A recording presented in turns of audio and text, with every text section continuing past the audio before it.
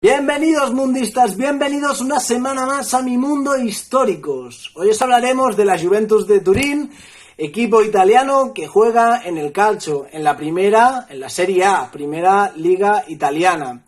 Este equipo que actualmente juega en el Juventus Stadium, que tiene una peculiaridad, y es que es el único equipo italiano que tiene en propiedad el estadio, ¿vale? Que fue fundado en 2009 y tiene una capacidad aproximada de unos 41.500 espectadores, ¿vale? También se conoce la Juventus como la Vecchia Señora y la afición como los Bianconeri. A nivel de jugadores, ¿no? Pues un club de estas características, ¿no? Que ha ganado 2 Champions y también ha ganado 36 Copas de la Liga, entre muchísimos títulos más.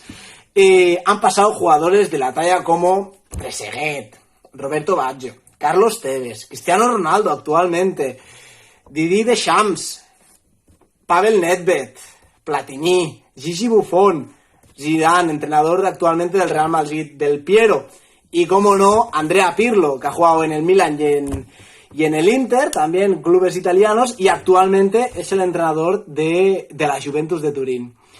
Así que nada, una semana más, os explicamos un club italiano y nos vemos la semana que viene.